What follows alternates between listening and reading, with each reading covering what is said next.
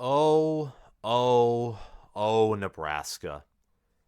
You had an opportunity on the road against Michigan State to punch a weak, injured, demoralized, nearly the entire glass is empty Michigan State team.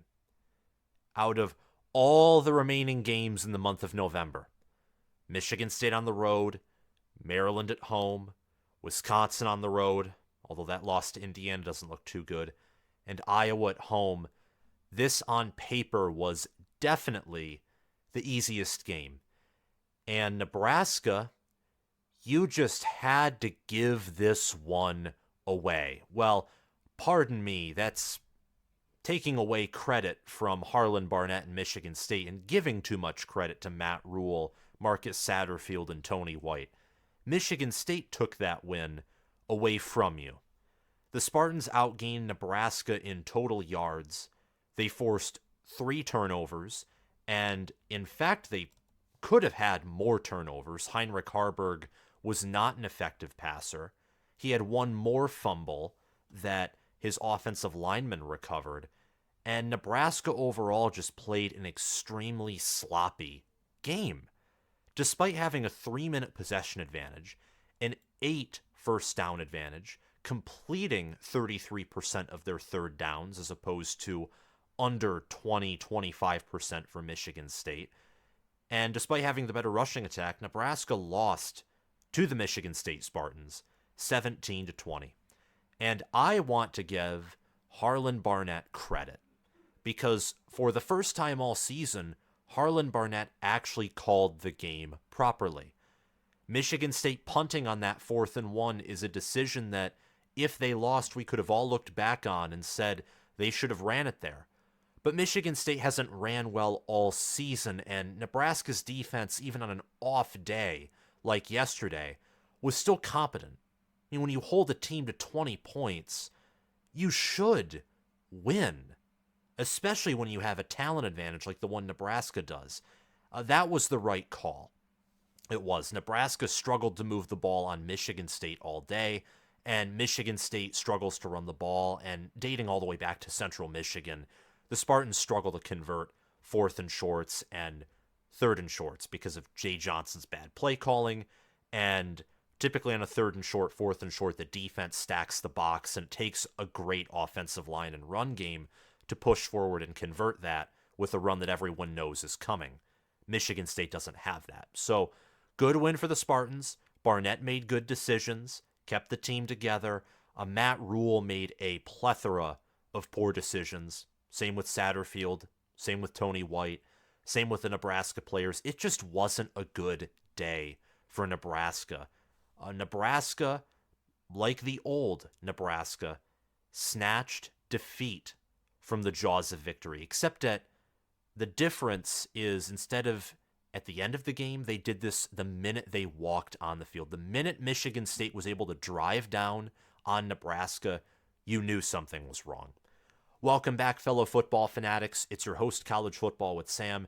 Hit that big red subscribe button to celebrate the fact that Matt Rhule still has Nebraska back on track, and click the notification bell so you can get notified when I make more Nebraska football, Michigan State football, and Big Ten football content. Please comment your reactions to this game down below, share this video around to other Nebraska and Michigan State fans, and like the video so we can get this channel into the algorithm so that we can hit 20,000 subscribers by the end of the college football season. If you could share this video around, as I've mentioned earlier, so we can get those 20,000 subs, that would be absolutely awesome. And lastly, check out my Patreon page if you want some bonus content and if you want to support the channel via the link in the description and in the pinned comment. I still think Matt Rhule and this staff are bringing Nebraska football in the right direction. The reason I reacted the way I did at the beginning of this video is Michigan State stinks. You want to see one of the worst Power 5 teams in all of college football currently, look at East Lansing. You want to see a team whose staff has wrecked a roster that is full of underrated talent. Well, look at East Lansing. The Spartans have Nathan Carter, running back, Nick Samak, center, Katin Houser, quarterback, Monterey Foster Jr., wide receiver. They have Jordan Hall, Cal Halliday, Jacoby Windman, Aaron Brule, all linebackers. They have Simeon Barrow Jr., Jalen Sammy. And their secondary, while still subpar, has some young players that, if developed better, would be good. Dylan Tatum and Jaden Mangum and Charles Brantley, for example. The Spartans have talent. And I think that is part of the reason why they were able to beat Nebraska here, is Michigan State and Nebraska have more comparable talent than pure recruiting rankings would suggest. Also, Nebraska played an off game. I mean, again, the minute Michigan State not only drove once, but 2 times down on Nebraska, and they were able to, garner first downs and show some force, you knew that something was up. This Nebraska team is known for defending the run, and they did that, but they're not known for giving up nearly 10 yards per pass attempt. That's pretty strange. Alante Brown had a 42-yard trick play pass. Sam Leavitt was 1 of 2 for 25 yards and a touchdown. Houser was 13 of 20 for 165 yards and a touchdown. Michigan State had 232 passing yards and 2 passing touchdowns. And they only averaged 2 yards per carry on the ground, but they were able to run just enough, 31 carries, and long rushes of 9, 6, 7, 4, and some others in that range to keep Nebraska's defense honest. Michigan State has good players, but their coaching staff is the definition of ineptitude, with Jay Johnson being close to the level of Brian Ferentz as an offensive coordinator. He's going to be gone after this season. And Scotty Hazelton being close to the level of Alex Grinch as a defensive coordinator. Oh, wait, Alex Grinch was finally fired today. It took letting Dylan Johnson, who wasn't really known well as a running back for rushing for nearly 300 yards on your pathetic defense, for Lincoln Riley to finally let go of you. Michigan State's staff just puts their players in the worst possible position. And as I've mentioned several times this season, the way Michigan State has performed collectively compared to how their players perform at an individual level shows that the problem more has to do with coaching than recruiting, which reflects poorly on Mel Tucker and the assistants that he brought to the program more so than it does to, let's say, the recruiting ability of the staff. The recruiting ability, I think some of these players were recruited fairly, and they were scouted pretty well by Tucker and company.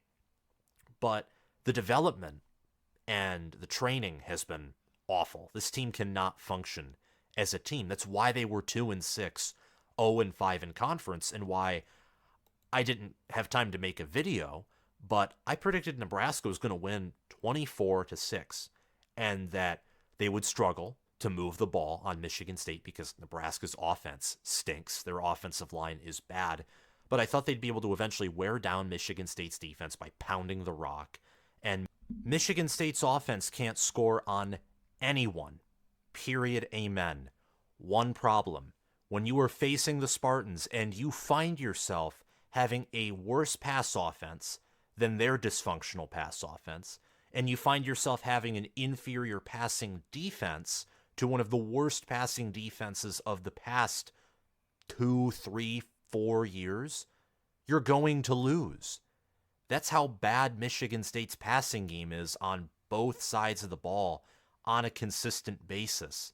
And we knew that Nebraska's was bad offensively, but defensively, for them to look that way, to fall for those trick plays, to get burned in the fashion that they did, it was uncharacteristic and very disappointing, and to put it simply, that's why they lost. Katin Houser was a big part of Michigan State's success. He's my player of the game. He had a great day against a great defense. And he went 13 of 20 for 165 yards, and he had one touchdown. Played a good game. He also had a few scrambles on the ground. He had 10 carries for 13 yards, averaged 1.3 yards per carry with a long scramble of 6, and that's sack adjusted. Nebraska had 3 sacks and 7 tackles for loss and 4 passes deflected. Another problem for Nebraska, a Katin Houser on the year hasn't been as impressive as he was yesterday against your black shirt defense. He had his second best passer rating of the season, a 150.8 passer rating. If you take out his games against Richmond and Washington, where he didn't start, he had a career high in passer rating and a near career high in quarterback efficiency when you look at games where he started. He started against Rutgers and at a 76.9 QBR. He had a 54.5 QBR against Nebraska. So he wasn't a phenomenal quarterback, but a freshman, 6'3", 215 pounds, his supporting cast is not friendly to him. Neither is his play caller, and he was successful. And I think that, look, whoever's the head coach of Michigan State in the future, with Katin Houser and Sam Leavitt and a running back in Nathan Carter, who I think's a great running back, and Tyrell Henry, Monterey Foster Jr., Christian Fitzpatrick, Michigan State does have a serviceable stable of skill players and even of offensive linemen. I mean, Nebraska's defense is vicious, and this offensive line giving up 3 sacks, 7 tackles for loss, it's not good. It's not acceptable if you want to be a great program, but Michigan State's rebuilding. They're suffering injuries, and they have potential on offense and on defense. They just need the right head coach to come in, recruit even just a little better than usual. Recruit just fringe top 25, top 20 classes, and be a developmental program, and Michigan State would be contending for the Big Ten. You get an even bigger fish in the Michigan State coaching job, like let's say an Urban Meyer, or maybe you can go a little lower than that. Maybe a Kalen DeBoer or a Jonathan Smith. I'd especially lean the former, seeing that Washington right now is, well, they're also 9-0. Right now, Kalen DeBoer is 20-2 at Washington.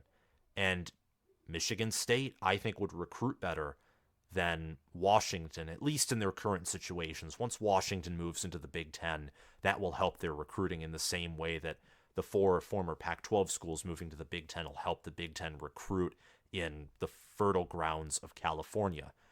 But Michigan State has talent. Nebraska does as well.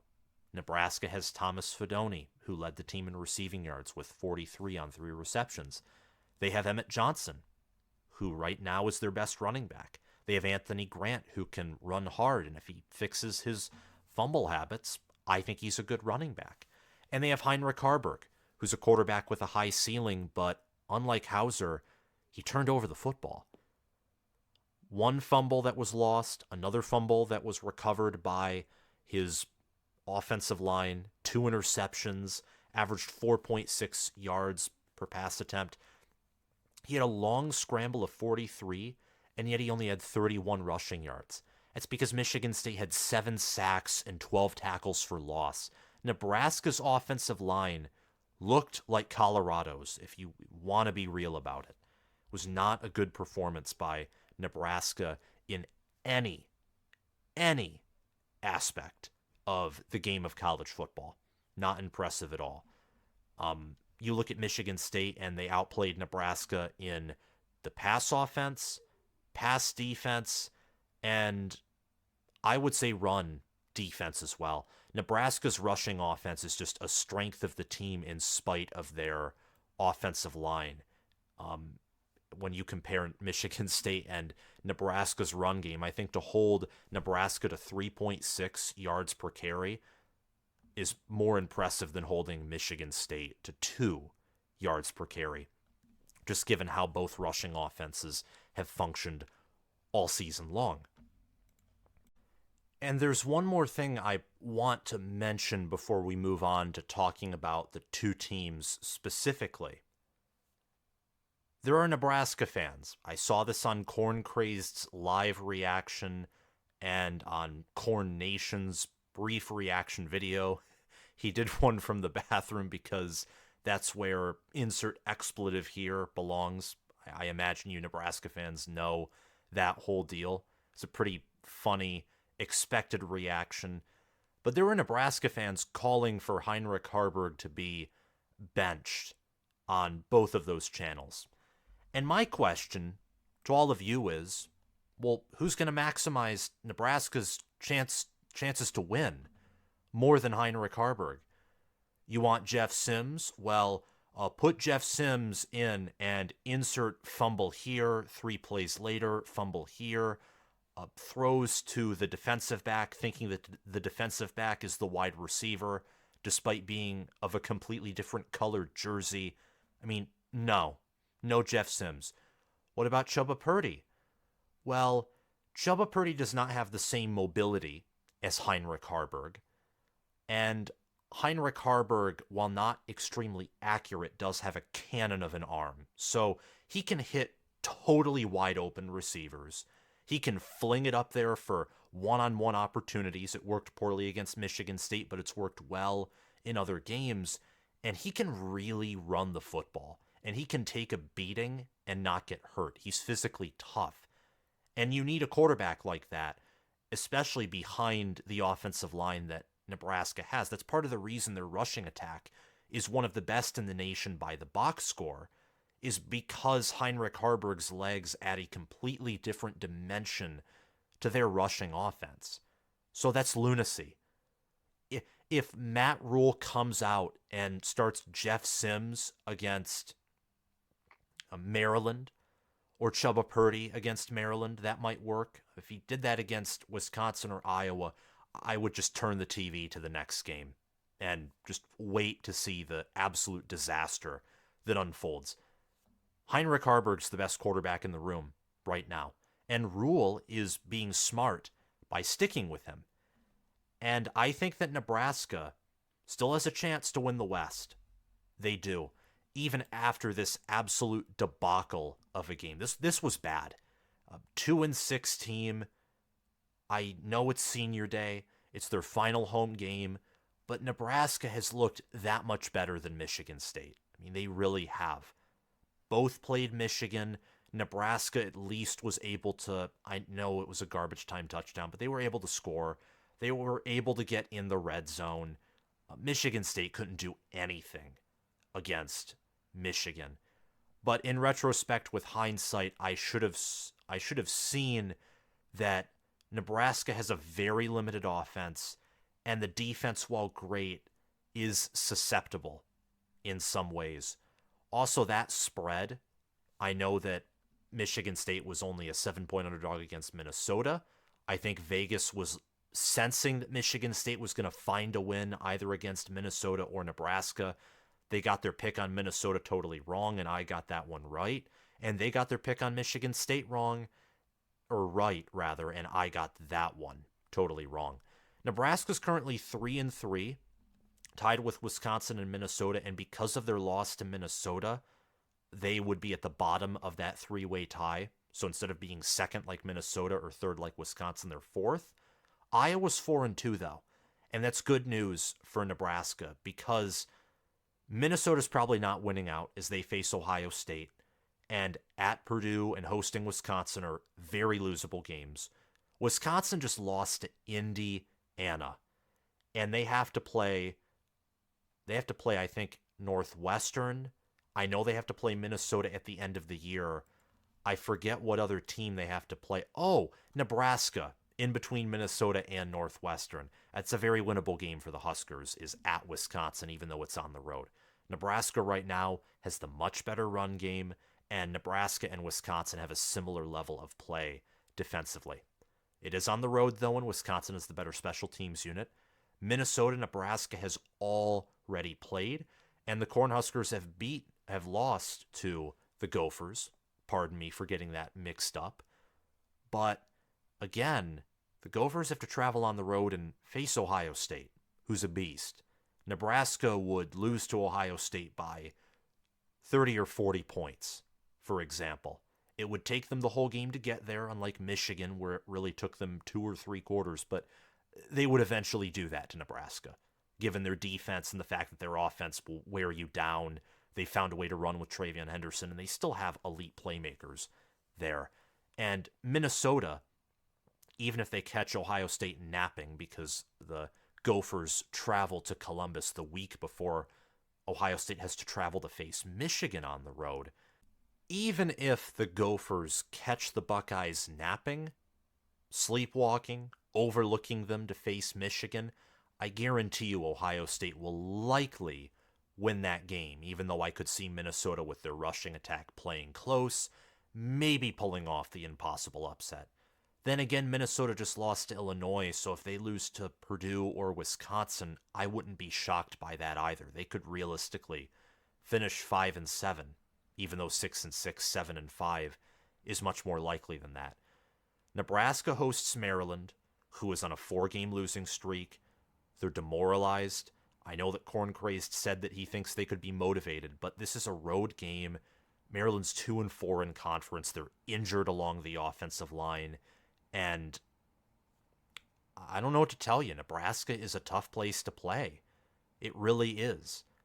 And once Nebraska becomes a better team and they build up their roster, it will become an even tougher place to play because not only will the environment be intimidating, but the team will be intimidating. And that's been Nebraska's problem at home. Their home field environment is intimidating, but what doesn't help them is their team is viewed as a cakewalk by major programs and good teams. All I'm saying, and perhaps I got a little too involved in this, but Nebraska, they can win the West still. I mean, if they win out, they're in. I'm serious. If they win out, they're basically in, unless Minnesota somehow goes, 3-0 and beats Ohio State, which I think that is extremely unlikely. I once again want to give praise to Katin Houser. I know that he's been on the screen for a while, but really we've been talking about Nebraska for the past several minutes, and that's because there's a lot more to talk about in regards to Nebraska than Michigan State. Though we'll talk more about Michigan State toward the end of this video because we save the best for last. And in this case, I'm happy for Michigan State fans, and actually for my parents who are Spartan fans. My dad, after Heinrich Haarberg ripped off that long run, got up out of the chair and just went on a walk because he thought he was going to witness another choke job and he was really mad. Thankfully, he didn't get to see the end of the game because he got up and went on a walk, but he was pleased that Michigan State ended up pulling out a win. He said he was thankful regardless for leaving the room because he probably would have gotten really frustrated after seeing Noah Kim miss a field goal that would have put Michigan State up 23-17. Michigan State, for once, for the first time since early September, was the better team in a game they played, and they move on to 3-6. For Nebraska, they fall to 5-4, 3-3 in conference play. The West is disgusting, to say the least. Nebraska had 277 total yards. They had 2 touchdowns, 1 field goal. Tristan Alvano once again being reliable. I thought that if Nebraska just got closer and, made the right plays and had a little more protection, Alvano could have been set up in a position to potentially break that 57-yard field goal record.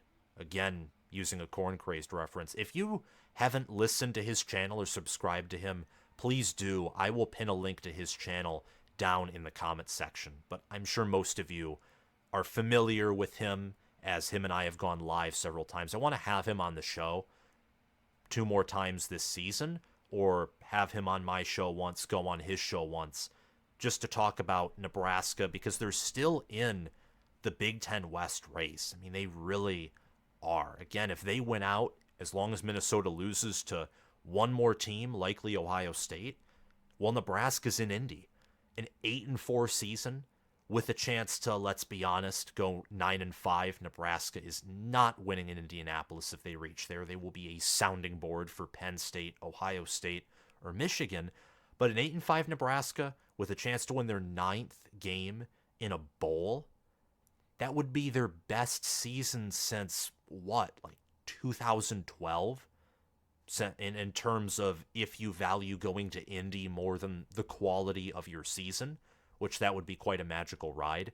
If you're looking at overall team quality, it would at least be the best team in over half a decade. Best team since either 2016 or 2014, when Tommy Armstrong was the quarterback in 16 and I think 14 as well, and Amir Abdullah was the Nebraska running back in 2014 and a Heisman Trophy candidate for much of that season.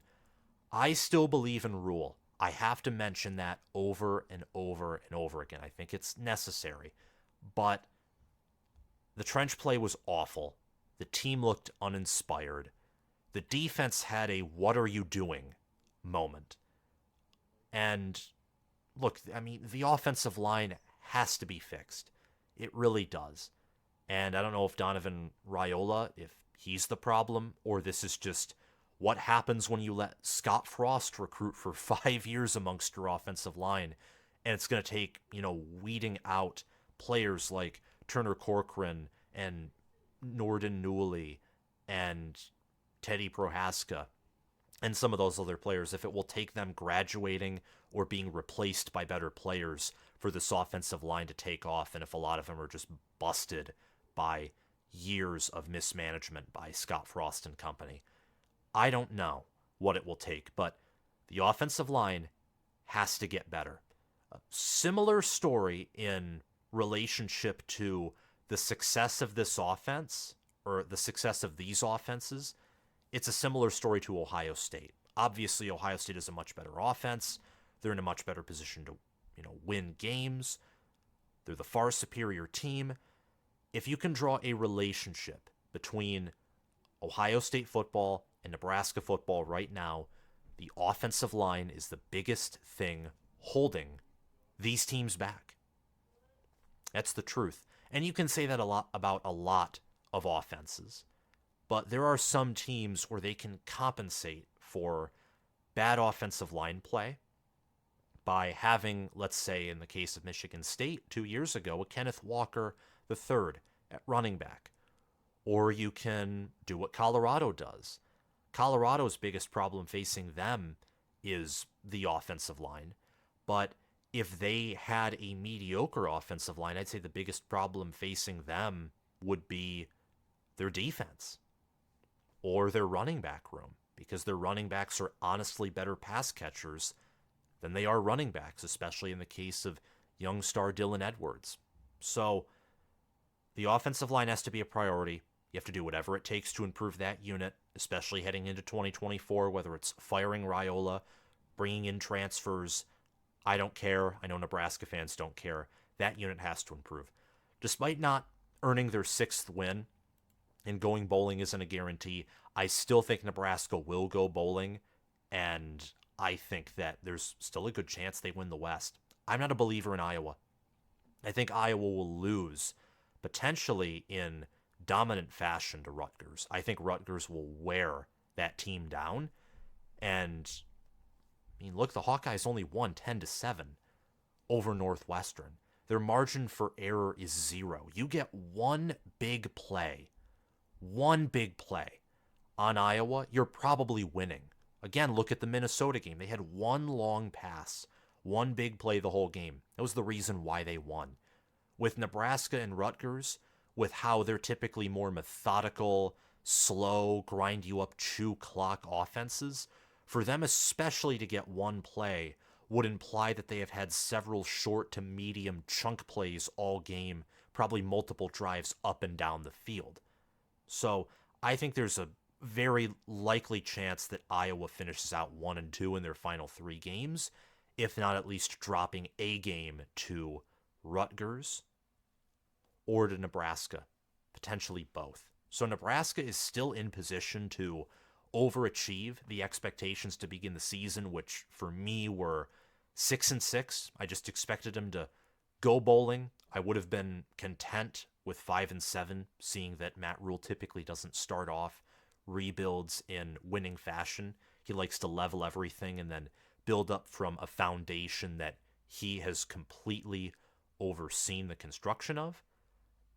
but I predicted Nebraska would also go 7-5 because I had faith that they had enough pieces and now a good enough coaching staff to find wins and to, earn an upset over Illinois on the road or to beat a Maryland team who had a similar level of talent to them.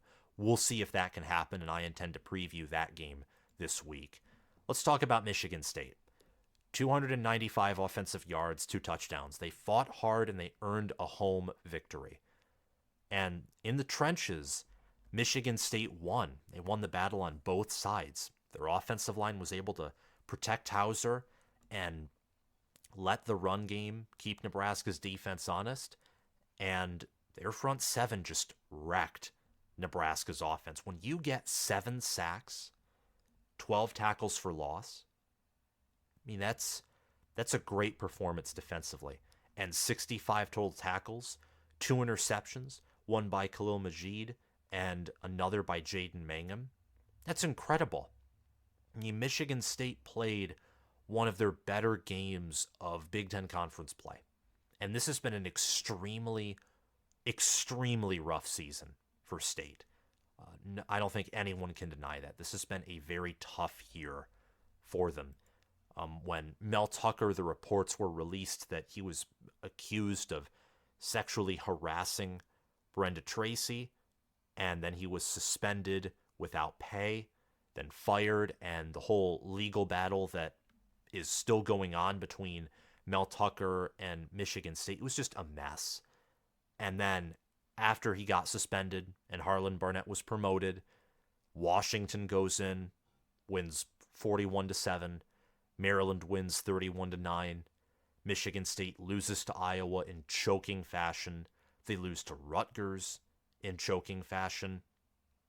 They just weren't catching a break. They really weren't. And then they lost to Michigan, just got pancaked, much like the Washington game. And then they lost to Minnesota, despite Minnesota having kind of an emotional letdown after an upset win over Iowa.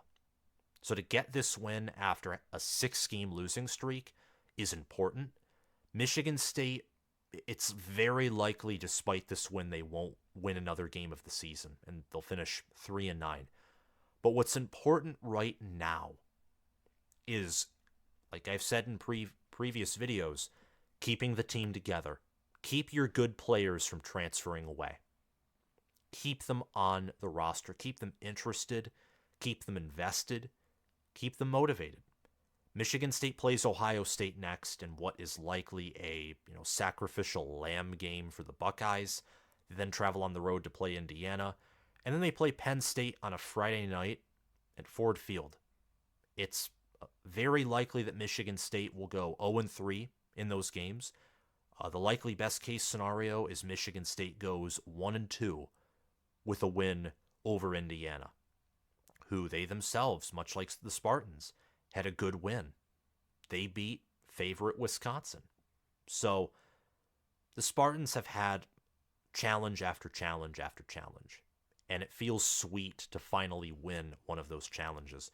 The biggest challenge on deck right now is hiring the next coach for this team, because with Washington, Oregon, USC, and UCLA joining a conference that features Nebraska, Wisconsin, Iowa, Ohio State, Michigan, Penn State, Maryland, Rutgers is a team that I think is on the rise, etc. There are, other teams that I'm not mentioning right now, like, Illinois, Purdue, Indiana, Minnesota, Northwestern, just because they're not great right now, and I don't think they're on the rise, but those teams exist. Nonetheless, this will be the deepest conference in the country next year. I fully expect that. It is critical that Michigan State hires a good head coach, whether that's Urban Meyer, whether that is Caitlin DeBoer, whether that's Jonathan Smith, whether, if PJ Fleck, if Fleck wins out, which is very unlikely, but if he's able to earn an upset against Ohio State with what he's already done on the road against Iowa, and he reaches Indy, maybe you look at him and think, we could give you a nice raise compared to Minnesota. Maybe you look down the road to Notre Dame, who Their loss to Clemson was a snowball effect from them not wanting to pay Andy Ludwig to be their offensive coordinator. Marcus Freeman right now was that game wasn't on him. That was a basically his own university punishing him because they want to be cheap. Michigan State, meanwhile, wrote a blank check for $100 million for a head coach who was only in his second year just because he beat their biggest in-state rival. I mean, Michigan State is desperate to get a good head coach. Maybe they go and get Marcus Freeman because they can easily double his salary. It's reported to be around $5 million. Maybe it's lower than that. Maybe they can triple his salary. Who knows? Money talks. Michigan State needs to get the right head coach. They have good players along the trenches. Offensive line, front seven. They have some players with potential in the secondary. They have good receivers, a good running back in Nathan Carter. They have quarterbacks with potential as well. As with the staff, I appreciate what Harlan Barnett has done. I think Michigan State fans do as well for him stepping into that role. Maybe he can stay on the staff as some kind of analyst, assistant, or maybe as, a character coach, a guy who can keep his players together and teach them how to be young men, how to be responsible, how to be disciplined.